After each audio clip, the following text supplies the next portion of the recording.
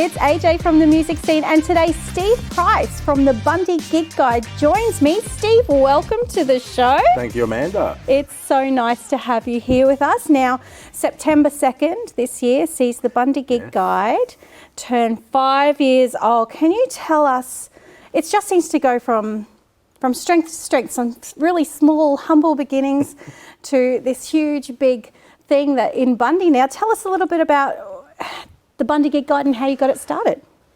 Started moving up from Melbourne, so much live music down there. Came up here, found out there was a bit of music on, and used to go out the Friday, Saturday night.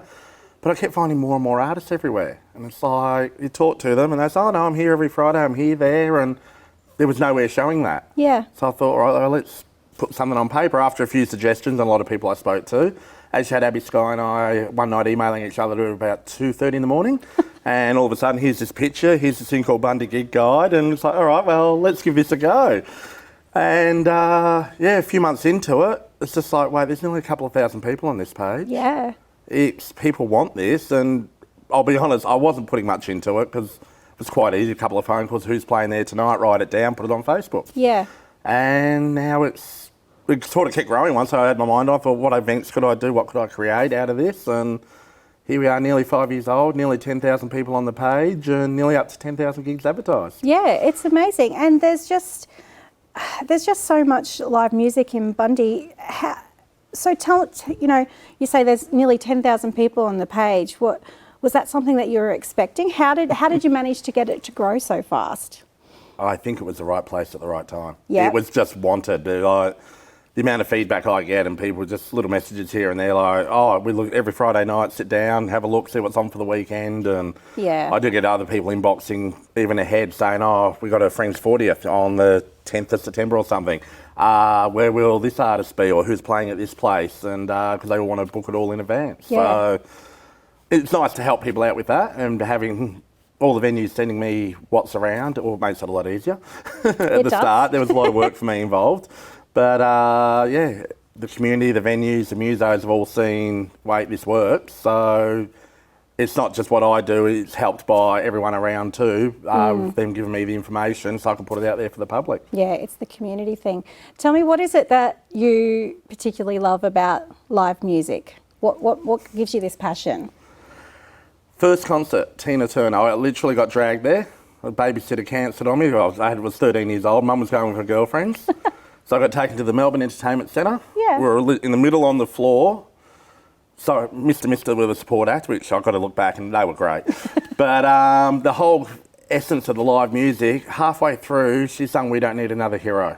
Yes. And standing there, and I just remember just looking around, 14,000 people just singing it, just a shiver through my body. It was just like, this is insane. And wasn't one of the biggest concerts ever either, 14,000 people, especially in Melbourne. Yeah. From there, music just sort of just grew inside me, and I have no musical talent, as I tell everyone in Bundy. I am credited with, I believe, the only person in Bundy to sing a duo with Abby Sky and Mark Lavender. Luckily, there's no video of that, but... that you know of? No, I can't read music, I can't play anything. It is just a pure love of watching other people, appreciating what they can do. Whether it be vocals, drums, guitars, and putting it all together, and bands especially are the biggest thing for me. Just the way they've all got to gel together, the timing, and making people happy. Yeah. And creating memory. Music's memories in life. Yeah, exactly. Music's everything to everyone in different ways. That's 100% correct. It's like your little soundtrack to life. So aside from your passion from live music, your passion for specifically live music here in Bundy and our surrounds, you've also got a bit of a passion for our community, and the Bundy Gig Guide's been known to put on a few events in its last 5 years. Yes. And some of them have been really amazing fundraiser events for some of our community groups. Tell us a little bit about some of those. When I decided, all right, let's see what we could do with the whole Bundy Gig Guide. First event we put on was an event down at Club Bagara called Evening by the Sea. That came from the public, basically, just people who I spoke to. I had one lady who's a big fan of Mark Lavender and Derek Smith, and she said, I'd love to see them both sing Kryptonite together one day. And it's like, oh, okay. That was sort of just back of mind. It stayed there. But talking to other people and then talking to musos and, oh, have you ever seen this person sing? No, because they all work at the same time. Yeah. So I thought, let's bring them together, and everything with the gig guide when I do an event has to be different. I don't want to copy what I've done. So I asked every singer when they the first Matt Barker was on first, when you finish, the next person on after him for memory was Abby. So Matt Barker and Abby did a duo. And when Abby finished her last song, she did a duo with Brendan Egan. And so on which we also brought in, made sure Derek Smith and Mark Lavender did Kryptonite for their fan who actually asked for it, which I warned her that day. I said, careful what you wish for, and she'd forgotten all about it. Oh, no. So, but yeah, she still holds that as one of the greatest music things for her. But then locally with the fundraisers after that one, there's been a few smaller ones, but last year we had the Women of Rock, celebrating all the ladies of Bundaberg. We had 10 acts, 10 hours of music at the Metro Hotel for Angels community, obviously another local, generally female-run business. Yes. I think it was about $3,500 we raised there. It was an amazing, successful day. Which, as companies as well and businesses around Bundaberg, Rick's down at Begara, Splitters Farm, there's businesses who, as soon as I put on an event, they virtually come to me and say, here, we'll donate this towards it. Yeah. And then this year we had the Men of Rock, and which is at the Lighthouse Hotel, 12 hours of music, and we raised over $5,000 for Jeremiah House, which I was amazed at that amount. That really was fantastic to hit that. I was hoping for 4 in my head before it even starts. You've got to have a figure there whether you like it or not. You know you've got something in your head. And to get over 5 was great. Yeah. And what has the reaction been from the likes of Angels and Jeremiah House and those sorts of people? Jeremiah House turned up on the day and they were dumbfounded to see 180, 200 people in the beer garden, the Lighthouse Hotel, the number of prizes and raffles that were donated for their cause. And yeah, he said he was a bit speechless. He had trouble getting his words out that day. And as you spoke to him on stage, even they were talked about what they did. But he said they got off the stage, it's just like, this is all for us. Like, it really sunk in that day. The 2 months leading into it didn't really sink in, and presenting them with the money was just fantastic. The grins on their faces, and I don't think I've been hugged that many times in my life in a short time. Like, just knowing what it's going to go towards and helping people in the Bundaberg and who are doing it tough, as a lot are, and in small ways it will help a lot of different people. So exactly, and it's really the music that brings all that together. Exactly. It was for all the singers who donated their time. I can put something together, but I need the talent of all the local musos. That's right. And as they sort of say, because the Bundy Gig Guide runs on a great budget of $0, I need anything event I do, I need the people to work on my budget.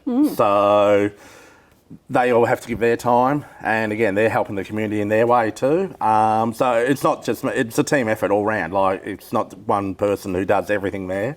It just all works in together well.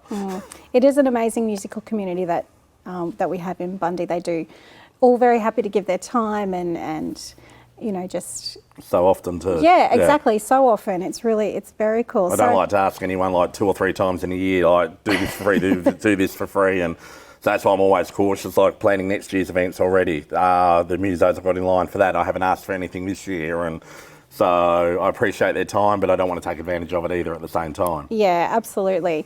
So we know of your love for live music. Now, there's a stat somewhere in the back of my head that I remember about you and Jimmy Barnes concerts. And yes. it's something... My boyhood crush. My wife said if you lived in Bundy, I'd probably leave her for him, but... No, Jimmy Barnes, his songs and everything have always meant a lot to me, going back to the Cold Chisel days as well. I have seen him solo 27 times. I've met him 5 times. I've seen Cold Chisel 4 times as well. So that's crazy. What is it about Jimmy Barnes and Cold Chisel? What is it about? It's the rawness of the songs, I think, and just different times in life. Where he said, music captures your moments in life. Some of his songs coming through, especially the Two Fires album, that was one album. With things going on in my life, I don't know, there's a lot of songs I just had this connection with, and just really, that was it for me. It's just like, that was probably the main. Before that, I only saw him a couple of times, but since then, any opportunity I get, I'll take to see him.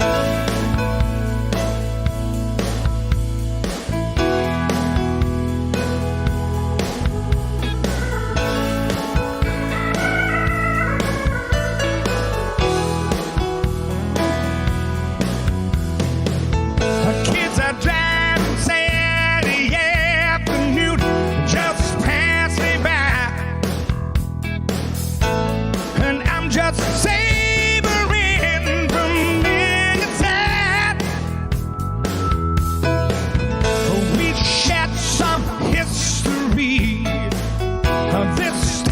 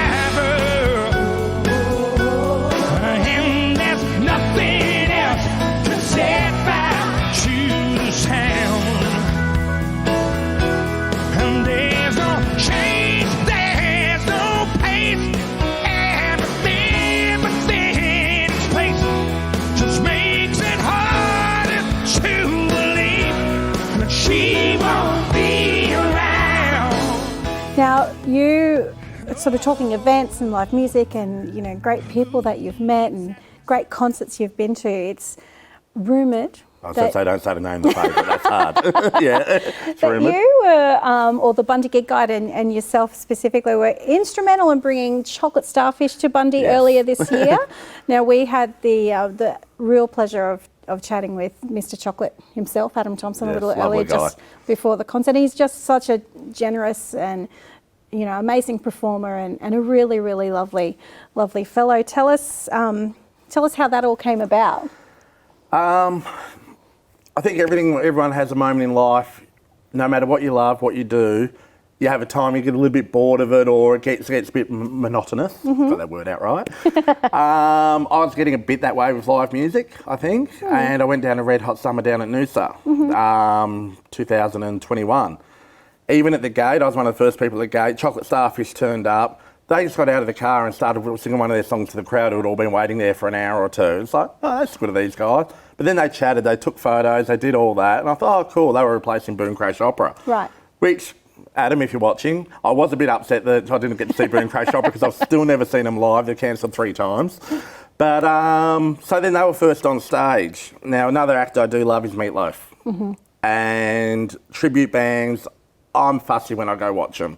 If it's a band that I love, I want to know you're doing it so right. And they came out and did Bat Out of Hell first song. And I was blown away by how brilliant it was. And I managed to talk to Adam and Darren, the drummer, after the show. I knew they were doing a Bat Out of Hell show in Melbourne, and I was like, how can we get this show to Queensland? Yeah. Now, they were careful with their words because I didn't know at the time. They were planning an Australian tour. Right. I kept in touch, or persisted or nagged, as their wording might be. But yeah, we got a bit of a friendship. We got talking a lot, and they definitely wanted to come up near central Queensland. And I said about Bundaberg, and I got told, yeah, well, it's only a small town. I said, have a look through the Bundy Gig Guide. Have a look at the music, the events, the concerts that have sold out here, from Screaming Jets, Sounds of Rock, Lighthouse Rock. Everything sells out with live music. And they were booked in somewhere else around central Queensland, and there was only a tentative booking, and then they confirmed they're going to play at the Moncrief. So they came to Bundaberg and to see what the passion is here. Yeah. And they were ecstatic with the show as much as the crowd was too. Yeah, and I was there. You and I were there together, and we were completely blown away. It was I knew it would be good. It was still better than I thought. Yeah, fantastic. And true to Adam's word, we all did do the time warp. We did. He had everyone in the Moncrief dancing. Everyone in the Moncrief. I'm sure there was a few people who were a little upset at that, but no, not too much. I actually went to the Moncrief Saturday night last week, and I got talking to one of the staff there who's been there for a long time, who remembered me. And he asked me if Chocolate Starfish are coming back, because he said for all his years there, he said that was one of the greatest nights of entertainment he's ever seen at the Moncrief. It was really And I great. said, I'm working on it. They've just wrapped up their tour, so I'll be talking to you soon. I wonder how I got this feeling, and imagine that you feel it too, and in the language of emotion, all I need for you to hear I do, 'cause in you I found 3 words that made the sweetest sound.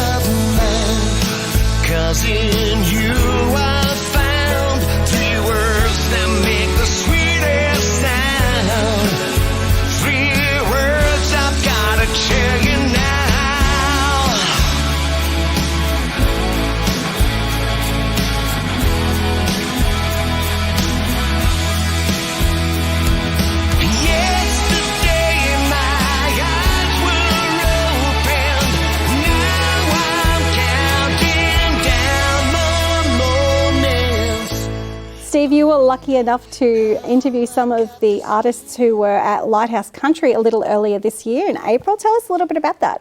That was fantastic. 2 days, Lighthouse Country. I got to meet a lot of the artists backstage and talking to them. Got to interview Mark Lavender, Keely Allen, Adam Harvey, as well as meeting Becky Cole, Lee Kerrigan, and some lovely people. And the passion and music that we spoke about earlier, like hearing artists who have been doing this for 40 years, their passion just oozed out of them, and there's fun stories they have. Yeah, so, and it was an amazing event. So many, so many locals came and bought tickets. I think, how many was over there? 9,000. That's amazing for 2 days. And of course they have Lighthouse Present. It's got Lighthouse Rock coming up. You're looking forward to October that one too, 14, I imagine. Yes. Icehouse, Screaming Jets, Living Am, Baby Animals, yes. Abbey Sky Band, Evergreen Oz, and Battle the Band winner. Yeah, it's going to be amazing. Talking about Lighthouse Presents, the Bundy Gig Guide, also Wide Bay ITV, we've got a very special coming up for Lighthouse Country.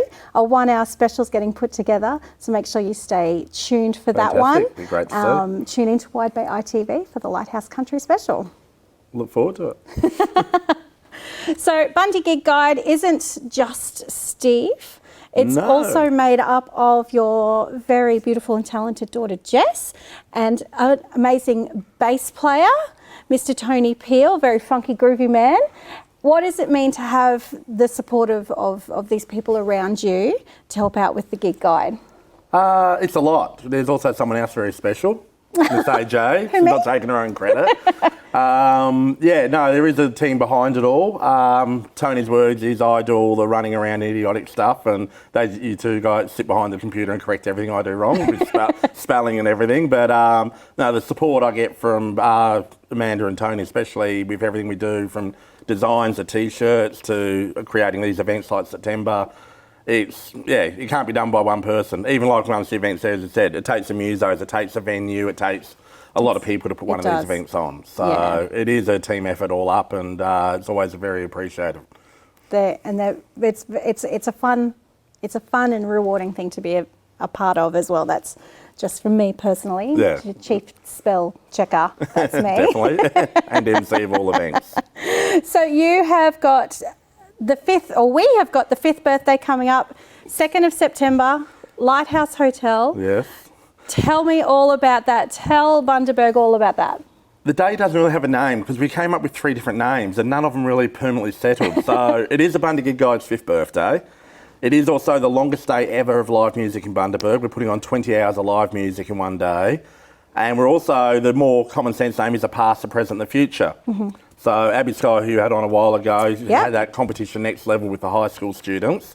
So we're starting off the day with the winners from that competition, who are all the 3 high school bands, or duos and bands. We've got 3 bands getting back together. One Time at Band Camp, last played in 2017. Yeah. Walker Street in 2021, and One Word in 2021 as well. So they're all getting back together for one last set for a bit of a farewell, or who knows, they might come back to play one more yet. But and all really popular bands too. Like they are. They've got a huge following. What else can we expect? A lot of the present day singers from the countryside. We'll start with, you've got Mark Lavender and Keely Allen. Like, they are probably the biggest 2 names for country music in the area. Yeah. We've got Nathan Bedford, one of the other soloists, and also a very big person behind live music around town. Then we head into the bands in the evening at dinner time. We've got Frostbite, Smooth Velvet. I'm going to apologise if I forget anyone off the top of my head. I don't have a list here. Walker Street are on then. Then we're going a bit heavier. Walker Street, a very pub rock, loud band. So sort of getting into the night, we're going to get a little bit louder. We're bringing on In Effigy. Mm-hmm. So that'll be a set of original music. Again, they've been on here before. They're a bit alternative and very creative, very energetic. And then one of my favourites, Salt and Steel, is a headliner. So, which I'm very excited for. I actually saw them yesterday, and this will be their 3rd time in Bundy. Yeah. And their music, they are just, Elle alone is, to me, the happiest drummer in the world. Like, passionate shows with a grin on her face when she's playing drums. She loves her music. They love what they're doing. Absolutely. So it's energy, it's happiness, it's love, and it all comes in together. Yeah, we're very lucky to be able to be speaking with Elle and Bryony very soon on the show. So, and I agree with you. I'll hang around for that. The Elle's smile it's infectious. It is. Beautiful, beautiful ladies they are. Yeah. So, well, we are very much looking forward to the 5th birthday celebrations. Yes, It's going to 6 weeks be, yeah, that's right. It's not very far away. Going to be a huge day. Thank you so much for coming on, No on worries, the show my and chatting pleasure. all Thanks for things being on this Bundy side of the Gig camera for Guide. a change. I've watched it from over there, now I'll be here. Exactly. It's actually more nervous here than there. Oh no, it's just a chat. No stress all here. We hope to have you back on the show sometime soon. Yes, definitely. For the next lot of events. Make sure you check out the Bundy Gig Guide on all of your socials. That's all of your information that you need for live music here in Bundy and surrounds. That is it from the music scene for today. We'll talk to you next time.